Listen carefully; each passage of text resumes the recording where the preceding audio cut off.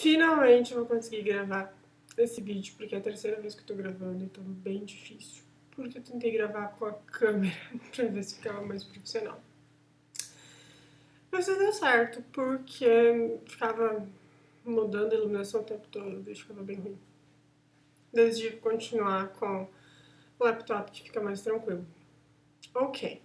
Além disso, né, eu tava esperando que na segunda, terceira vez, assim, eu já tivesse me sentindo muito confortável em gravar esses vídeos e eu tivesse criado o hábito e isso fosse, assim, tipo, mamão com açúcar. E não é toda vez, é um parto.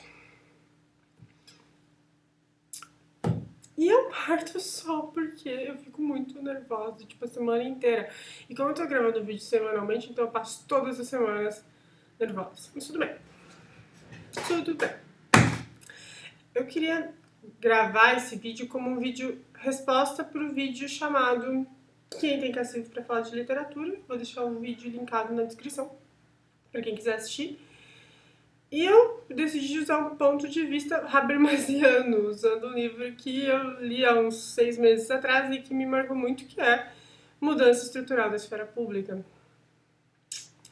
O livro que eu li, eu acho que esse livro tem 2 edições em português, a edição que eu li é a edição de 84. A outra edição é mais nova, mas eu não sei de quando ela é. E eu não tenho ele aqui porque eu peguei emprestado. Então, não tenho edição para mostrar. Esfera pública basicamente é a sociedade civil discutindo e construindo uma opinião pública compartilhada por vários de seus membros e depois pressionando o poder público para atender às demandas suscitadas por essa opinião pública formada. O que isso tem a ver com a literatura? Pois então, para o Habermas, como que surgiu a esfera pública no século XVII na Inglaterra, no século XVIII na França? Surgiu, basicamente, porque a burguesia enriqueceu e mandou seus filhos estudarem. E essas crianças que estudaram e que ficaram adultos,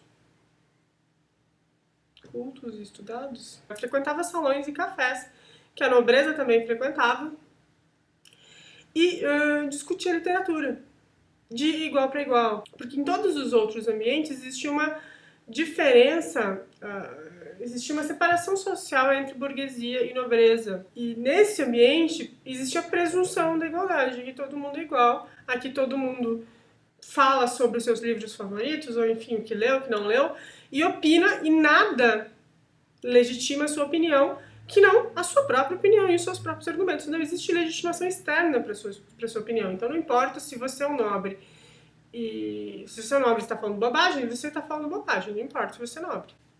Se você está falando alguma coisa interessante e você é burguês, tudo bem, também não tem problema. Enfim, presunção da igualdade de argumento prevalece. E aí, à medida que as pessoas começam a falar de literatura, elas também começam a falar de política. Os burgueses também começam a discutir política. E a esfera pública, que ela começa sendo uma esfera pública que o próprio Habermas chama de esfera pública literária, vai se transformar na esfera pública política, que vai ser um dos grandes fatores geradores do iluminismo. Não só do iluminismo, mas das revoluções burguesas também. Toda essa insatisfação política vai gerar um sentimento de não nos sentirmos representados pelos nossos governantes. E a dinâmica da esfera pública, ela é muito interessante porque como é que ela se alimenta, sabe? Como é que a gente fomenta essa discussão que está acontecendo nos salões?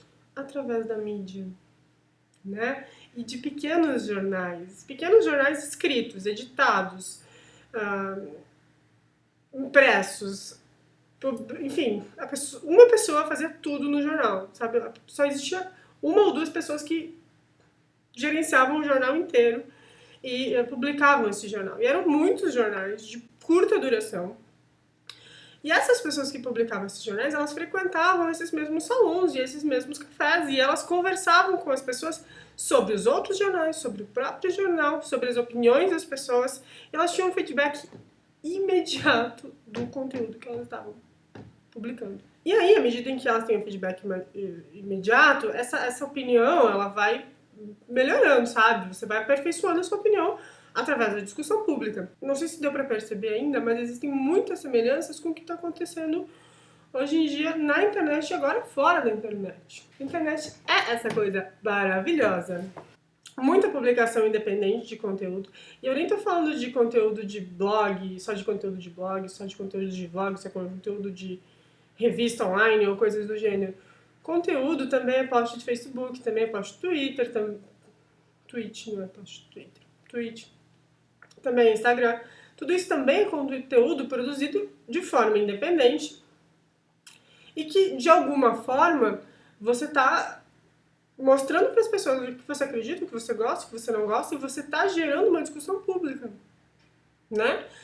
Alimentando essa discussão pública, você compartilha coisas no Facebook, você tem um feedback imediato, porque as pessoas vão lá e comentam, não concordo, concordo, enfim, sobre tudo. E não existe opinião legítima, não existe opinador legítimo, isso tem incomodado muita gente, sabe?